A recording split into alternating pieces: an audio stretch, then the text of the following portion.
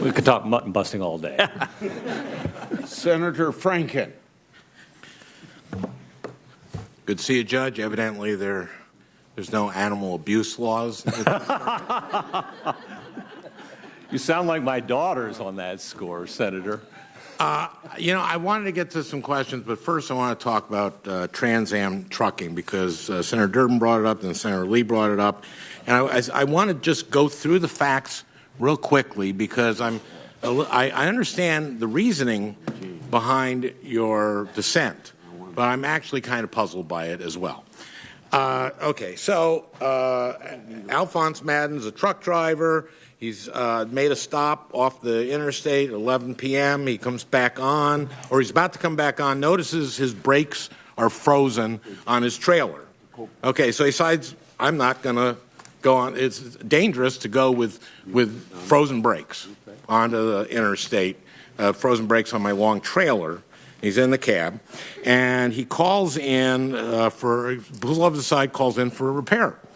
Gets to the dispatcher. Dispatcher says, well, wait, hang on there. We'll wait for it. Okay, a couple hours goes by. The heater is not working in his cab. It's 14 below zero. 14 below zero. He calls in, and he says, my feet, I can't feel them. I can't feel my feet. My torso, I'm beginning not to be able to feel my torso. And they say, hang on, wait for us. Okay, now he actually falls asleep. And at 1:18 a.m., his cousin calls him and wakes him up. And his cousin says that he is slurring his speech, and he doesn't make much sense. Now, Mayo Clinic in Minnesota says that is hypothermia. And he had fallen asleep. If you fall asleep waiting under 14 below zero weather, you can freeze to death. You can die. He calls him back, and the supervisor says, wait. You got to wait. So he has a couple choices here. Wait or take the trailer out with the frozen brakes onto the interstate. Now, when those brakes are locked and you're pulling that load on a trailer with its brakes locked, you can go maybe, 10, 15 miles an hour? Now, what's that like on an interstate? Say you're going 75 miles an hour. Someone's going 75 miles an hour. They come over a hill and slam into that trailer. Also, he's got hypothermia. He's a little woozy. Probably figures that's not too safe. I don't think you'd want to be on the road with him, would you, Judge? Senator, you would? Or not? It's a really easy yes or no. Would you like to be on the road with him? Want to be on the road with him? Yeah. With the hitched trailer or the unhitched trailer, Senator? Well, either, but especially with the hitched trailer with the locked brakes. No, I don't think that was okay. A serious I thought that option. was. I wouldn't want to be there either. Yeah. And so what he does is he unhitches it and goes off in the cab. And then I believe he comes back 15 minutes later. And he comes back after he gets warm so that he can be there when it gets repaired. Right. Okay. Gets fired. He gets fired. And the rest of the judges all go, that's ridiculous. He shouldn't. You can't fire a guy for doing that. There were two safety issues here. One, the possibility of freezing to death or driving with that rig in a very, very dangerous way. Which would you have chosen? Which would you have done, Judge? Oh, Senator, I don't know what I would have done if I were in his shoes, and I don't blame him at all for a moment for doing what he did do. I empathize with him entirely. Okay, we've been talking about this case. You haven't decided what you would have done? You haven't thought about for a second what you would have done in this case? I thought a lot about this case. And what would you have done? I totally empathize and understand. I'm asking you a question. Please answer questions. Senator, I don't know. I wasn't in the man's shoes, but I understand why he did. You don't know what you would have done. Okay, I tell you what I would have done. I would have done exactly what he did. Yeah. I understand. And I think everybody here would have done exactly what he did. And I think that's an easy answer. Frankly, I don't know why you had difficulty answering that. Okay, so you decide to write a thing in dissent. If you read your dissent, you don't say it was like sub-zero, you say it was cold out. The facts that you describe in your dissent are very minimal. But here's the law that, and you go to the language of the law, and you talk about that. I go to the law. A person may not discharge an employee who refuses to operate a vehicle because the employee has reasonable apprehension of serious injury to the employee or the public because of the vehicle's hazardous safety or security condition. That's the law.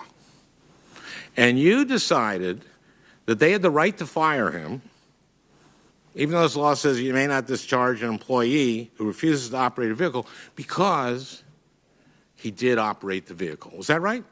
That's how you decided, right? That's the gist of it. Well, no. Is that how you decided? That's what you decided, Senator, right? There are a lot of more words in the opinions, both in the majority by my colleagues and in dissent, but that I'm happy to agree with you. That's the gist of it. Right. Well, that's what you've said. And look, I'm not a lawyer, but I've been on this committee for about 8 years, and I've paid some attention.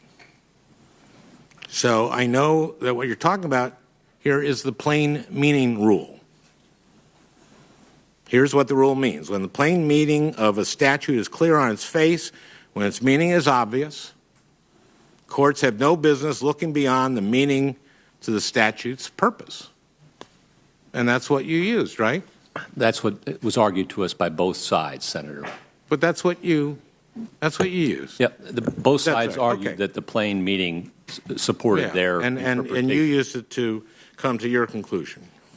But both sides. But the plain meaning rule has an exception. When using the plain meaning rule would create an absurd result, courts should depart from the plain meaning. It is absurd to say this company is in its rights to fire him because he made the choice of possibly dying from freezing to death or causing other people to die possibly by driving an unsafe vehicle. That's absurd. Now, I had a career in identifying absurdity. And I know it when I see it. And it makes me, it makes me question your judgment. You stopped by my office a few weeks ago. I asked you about Merrick Garland. I had read somewhere that after you accepted the nomination, it's been talked about, one of the first calls you placed was to Chief Judge Garland.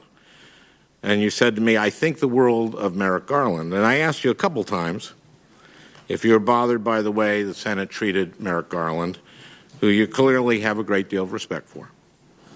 You said something to the effect of, Senator, I try to stay away from politics. Now, you'd been on the bench for 10 years, so that sounded fair to me, and I decided to leave well enough alone. And I moved on to another topic. But your relationship with politics came up again yesterday.